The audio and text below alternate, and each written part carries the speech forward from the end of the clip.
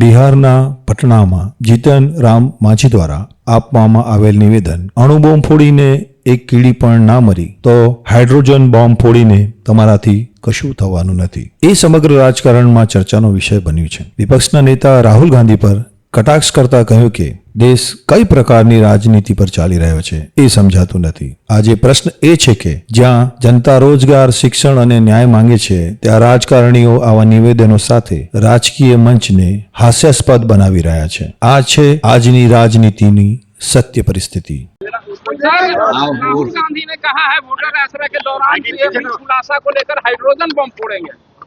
पहले item bomb फोड़ के क्या किए, तो चिट्ठी भी नहीं मरी, तो उसी प्रकार से हाइड्रोजन बम फूटेगा तो कुछ होने को है, कोई मुद्दा है उनका। अरे सतत प्रक्रिया है, मरे हुए का नाम कट रहा है, जिसका नाम नहीं था जुट रहा है। जो बाहरी एलिमेंट है, जो कॉन्स्टिट्यूशन के अनुसार यहाँ वोटर नहीं होना चाहिए, वो लोग वोटर बना करके यहाँ का राजनीति को प्रभावित कर रहा है।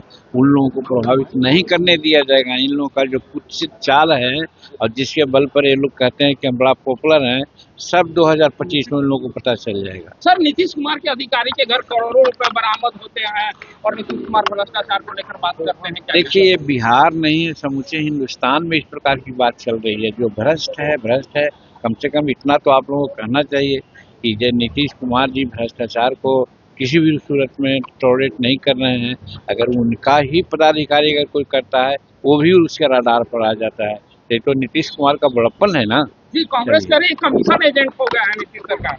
अब वो कहते हैं तो कौन सी ब्रह्मबाक हैं, क्या बोलते हैं वो, तो ऐसे अंदर बोलते ही रहते हैं।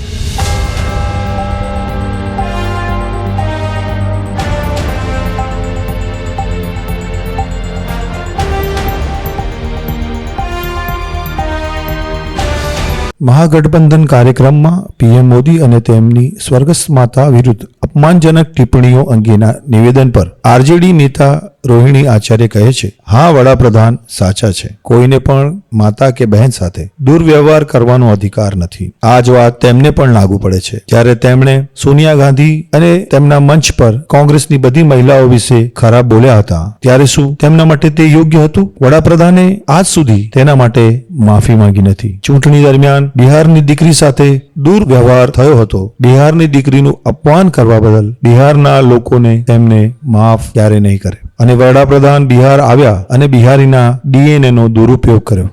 आज प्रधानमंत्री मोदी ने कहा है कि आरजेडी और कांग्रेस के मंच से मेरी मां को गालियां दी गई, ये मुझे नहीं बल्कि पूरे देश के मां और बेटियों को गाली दी गई है। इसका बिहार का जनता जवाब देगी। हाँ, ठीक बोल रहे हैं प्रधानमंत्री जी। किसी को हक नहीं है किसी के माँ बहन को गाली देने के लिए। सेम चीज उन पे भी लागू होता है जब वो अपने मंच पे सोनिया गांधी जी के लिए और जितने भी कांग्रेस की जो महिला लोग थी उनके लिए भद्दी भद्दी बातें बोली गई, उसके लिए तो आज तक प्रधानमंत्री जी ने माफी नहीं मांगा। और रहा बिहार में, बिहार की बेटी को कितना गाली दिया गया इलेक्शन के समय। उन्हीं के पार्टी के हैं उप मुख्यमंत्री, उनका तो नाम भी हमको ठीक से अभी याद नहीं है।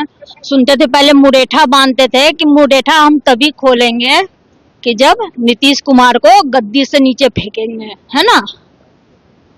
सम्राट चौधरी नाम है, तो मुरेठा तो अब नहीं बांधते हैं।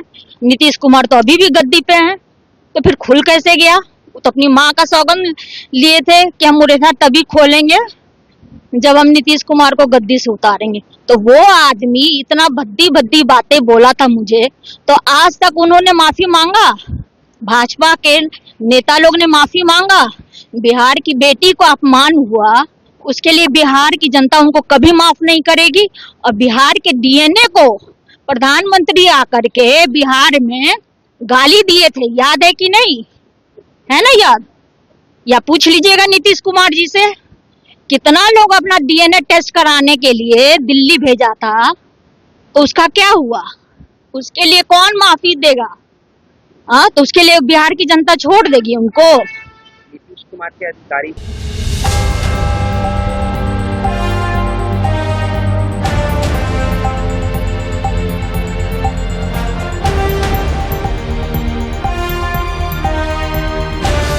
બિહારના ઉપમુખ્યમંત્રી વિજયકુમાર સિન્હાએ લોકસભામાં વિરોધ પક્ષના નેતા અને કોંગ્રેસ સાંસદ રાહુલ ગાંધીના નિવેદન પર કહ્યું, રાહુલ ગાંધી તો માત્ર તમાશો કરવા માંગે છે. જે લોકશાહીના ડાકુ રહ્યા હોય, જે ભ્રષ્ટાચારની જનનીની ગોદમાં ઉછર્યા હોય, જેમણે ઉગ્રવાદ, ગુનો અને ભ્રષ્ટાચારને પોષણ આપ્યું હોય, એ લોકો 140 કરોડ લોકોને પોતાનું પરિવાર માનીને તેમની સેવા કરનારા દેશભક્ત વિશે કાંઈ પણ કહેશે તો પણ જનતા ક્યારેય વિશ્વાસ નહીં કરે. આ બંને અપુ અને પપ્પુ પૂરેપૂરી નાટકીયતામાં લાગી ગયા છે. પોતાના પદની ગૌરવતા ઘટાડે છે, બંધારણીય સંસ્થાઓને બદનામ કરી રહ્યા છે. राहुल गांधी बुतर खिलौर कर रहे हैं. ये आज तक सूत्री बम भी नहीं बनाए हैं. ये पटाखा फोड़ करके तमाशा करना चाहते हैं. अरे जो लोकतंत्र के डाकू रहा है, जो भ्रष्टाचार के जन्नी के गोद में पला है, जो आतंकवाद, उग्रवाद, अपराध और भ्रष्टाचार को पोषित किया है, वो एक देशभक्त 140 करोड़ जनता को जो परिवार मान के सेवा कर रहा है, उसके बारे में कुछ भी बोलेगा जनता विश्वास नहीं करेगा. काठ की हांडी बार बार नहीं चढ़ती है. संविधान खतरे में कह के जो नौटंकी किया, अब वो नौटंकी नहीं चलेगा. ये खुद लालू यादव के पुत्र और सोनिया गांधी के पुत्र, ये दोनों अप्पू और पप्पू पूरी तरह से नौटंकीबाजी में लग गया है. अपने पद की गरिमा को गिरा रहे हैं. संवैधानिक पद पर बैठा व्यक्ति को अपमान कर रहे हैं. संवैधानिक संस्था के बारे में भ्रम फैला रहे हैं. ये लोग भारत के अंदर अराजकता उत्पन्न कर रहे हैं. हिम्मत है, खुला चुनौती है, फोड़ो बम. वो बम आतंकवादियों का भी जिस तरह से सफाया हुआ है, बिहार की जनता, देश की जनता आपके भी ठिकाने को साफ कर देगी.